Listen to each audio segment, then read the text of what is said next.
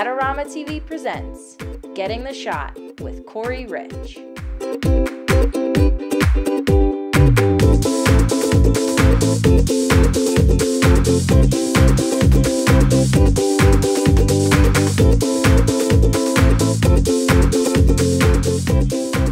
Hi, I'm Corey Rich. You're watching AdoramaTV.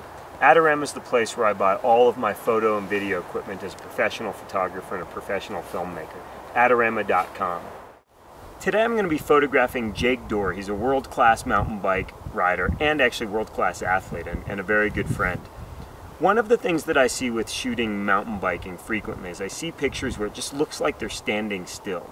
And the question is, how do you create the feeling of speed on a mountain bike? So we're going to look at a picture at high shutter speed, captured at a 500th of a second or a 1,000th of a second, and then we're going to slow it way down into that 15th of a second, 1/8 of a second range, and really do a pan with Jake as he passes us. By slowing the shutter speed down, we can really create the illusion of speed. And oftentimes that's the challenge. You don't want to freeze your athlete. You really want to create this illusion or this feeling of they're moving fast. So I'm going to show you what it looks like at 500th of a second. I'm going to stop the action.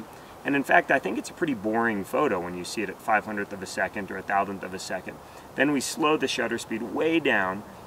And then from there, I'm going to adjust my aperture so that I'm not concerned about depth of field. I don't mind being at f11 or f16 or f8, because the reality is I'm going to be moving the camera while Jake is actually ripping past me on the mountain bike. And I'm trying to do consistently, I'm trying to move my camera fluidly and in the same plane as Jake, so that I want to really capture something sharp, whether it's Jake's eyes or his hands. I need something sharp in the frame, and then I want everything else to really just blur. I just want lines of motion in the background. One of the rules in shooting a picture like this, it's about repetition. I might shoot Jake 20 times whipping past me on the mountain bike, bursts of images every time. I'm shooting on the Nikon D4S because it allows me to shoot really fast at 11 frames per second. Now, of course, when I'm shooting at a slow shutter speed, I might not get those full 11 frames off, but I can kind of whip the camera across the frame, and I know that I'm going to get 3 or 4 opportunities while Jake is in that sweet spot. Inside the camera, I have a SanDisk Extreme Pro 128 gigabyte CF card. 128 gigabytes is a lot of photos, but I'm going to shoot a lot of images to get that one perfect frame. And at the end of the day in still photography, what we're really searching for is one great photograph. So I'll repeat the process over and over. I'll review on the back of my camera, figure out if I've got it, look for some sharpness in his eyes or on his face, and once I have that image, I know that I can move on. I really like to hand hold the camera. There's no reason to be on a set of sticks. It's just limiting. So I'm not using a tripod, I'm not using a monopod. It's a simple setup. The first shot that I'm going to do is at a 1,000th of a second. I'm really going to freeze the action. You're going to see Jake. It's going to appear that Jake is almost standing still. And to me, this does not illustrate the speed that a mountain biker rides down a trail. The next photograph, or the rest of the images, I'm going to slow my shutter speed way down. The sweet spot seems to be about a 40th of a second. At a 40th of a second, I'm still creating that feeling of motion. You can make out the background so you understand he's on a trail, there's trees, the wheels are spinning, but I can get just enough of Jake in focus, whether it's his hand, whether it's his face or his shoulder. And that's all you need in terms of context to tell you that this is a mountain biker and wow, he's moving fast. And it's about being open-minded at the end of the day. I thought I was going to be on a 24 to 70 millimeter lens. I ended up on a 17 to 35 millimeter f2.8 Nikkor lens.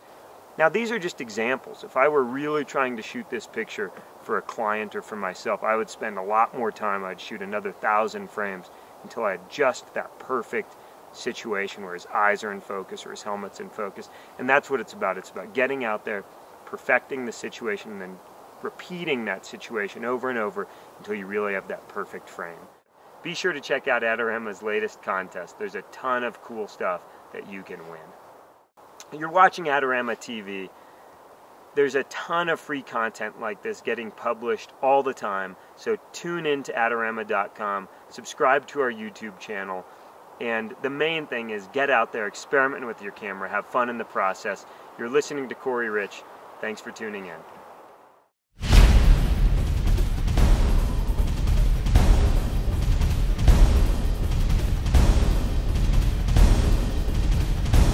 Do you want great-looking prints at low cost? Be sure to visit our easy-to-use online printing service. Adorama Pix has professionals who treat your images with the utmost care that you can count on. For a quick turnaround on photos, cards, or albums, use AdoramaPix.com.